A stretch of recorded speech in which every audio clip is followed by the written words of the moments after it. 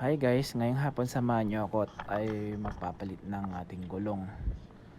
Kasi nakakaya naman sa may-ari, lagi na lang tayong gumagamit. At yun na nga. Asan na ba nating susi? Hindi ko makita. Ay, nasa kamay ko lang pala. Lock natin yung pinto para wala makapasok. Let's go!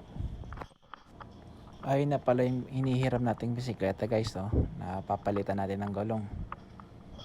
Ayan na siya, medyo hindi nalilinisan, pero okay lang yan. Tara, samahan niyo na ako.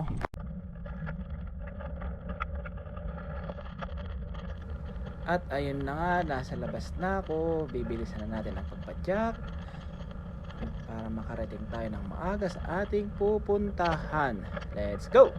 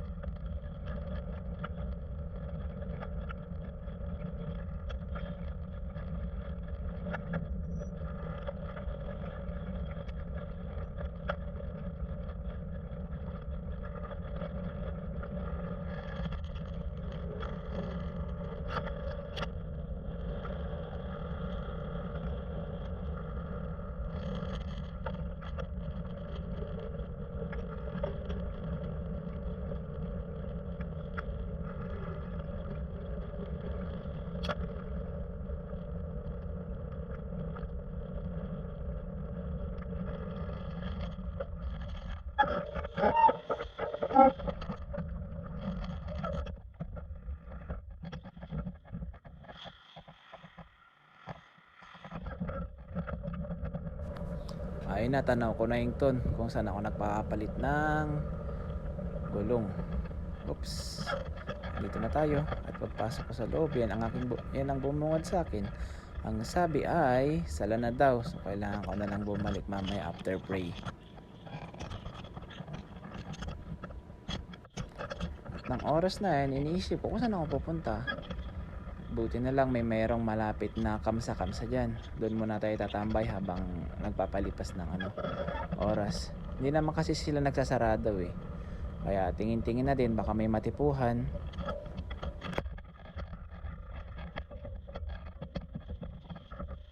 Yun na nga, nasa loob na tayo ng kamsa-kamsa. Ayan, maraming mabibili dyan. Halos lahat 5 reals. Not exactly 5 reals, 5.75 something ganun. Yan, marami ng sombrero. Lahat, halos lahat andyan. Yun nga lang, low quality, pero okay na rin. Kaya guys, samahan niyo ko, tingin-tingin tayo dito, baka may matipuhan tayo.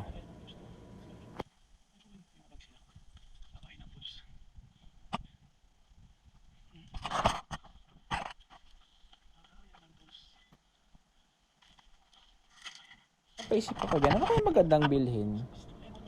Kasi naisip ko nakabisikleta lang pala ako, baka pag napabili ako ng marami, iisip ko kung saan ko ilalagay. Wala pa naman akong backpack.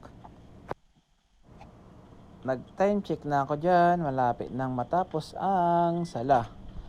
Kaya tayo lilipad na doon sa pagawaan.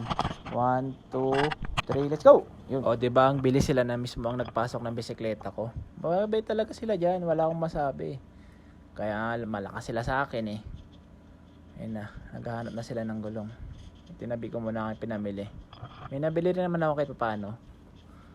Dito halos lahat ng bisikleta meron. Wala road, MTB, folded bike. Yun nga lang hindi ko na pinakita yung presyo. Pero mura lang din naman sila. Nag-range siya ng 600, 700. Parang ang pinakamahal na nakita ko nasa 3K.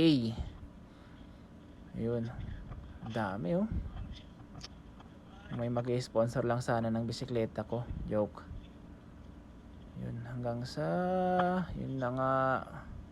Meron din sila dito pang mga pambata, 3 wheels. At yun, pabalik na tayo dun kay kuya. Kukumustahin natin siya. At may pumukaw sa attention ko. Parang nagandahan ako sa road bike na to. At nung titignan ko, hindi ako kasya. Masikip yung daan, kaya hayaan mo na. Sa susunod na lang. At tignan muna natin yung ginagawa ni kuya. Parang hindi maganda yung pagkakasungkit ni kuya sa gulong ko Hindi kasi siya gumagamit ng maayos. Pero okay lang yan. Basta ayusin niya lang yung trabaho niya.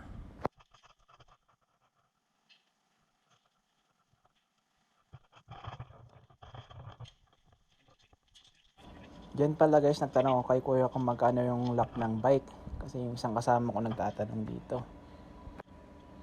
Tapos tinext ko na rin siya na may available na padlock dito. Tapos nung tapos ko na siyang i-text, tumingin na rin ako ng mga accessories ng bike kasi halos lahat kompleto sila dito. Meron pala ako nakitang padlock, hindi ko alam kung para saan padlock to pero kaya mo na nga. Wala naman kasi yan sa bundok. Tapos ito yung para sa ulan, saka na kita bibilhin, hindi pa naman tagulan ngayon. Tapos dito sa kabila, puro pang bata, pang maliliit. Ang dami nilang bike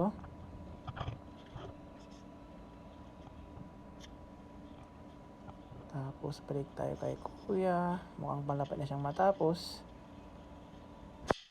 Tapos tinignan ko na rin yung kasi may mga bag sila. Parang kailangan ko rin kasi ng bag lagayan ng mga gamit ba, mga tools, mga. Tapos tinanong ko na rin kung magkano, sabi niya nasa around 50 at yung mas malaki is 100. Tapos niya nagtanong na rin ako sa kanya kung meron siya ng reflector ng pedalan. Sabi niya meron daw pero titingin muna siya. Sana makahanap muna. Tapos punta tayo ng counter at tayo titingin ng ilaw.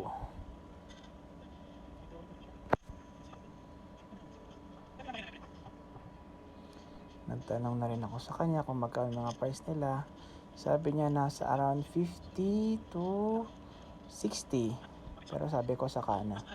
Pag may budget na tayong sobra. Si kuya pa-cute. Tapos may nakita ko isang klase sa loob.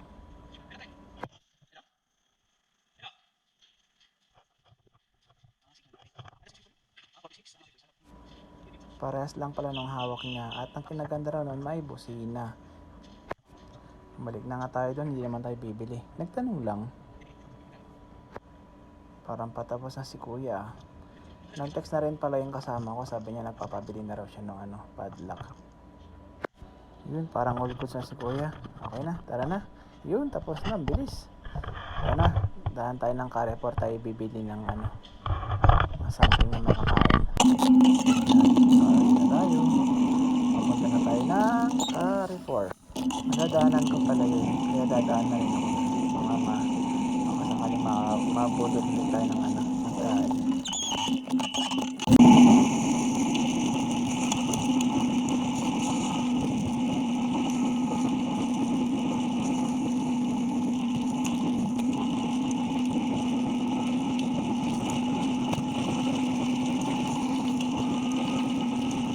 Mula dyan, tanaw ko na yung Carrefour kasi kakatabi lang siya ng extra. Oops, sumobra pa. Dito ko napuputulin yung video ko guys kasi lobat na rin yung camera ko. Salamat sa pagsama. Ingat parate. Bye!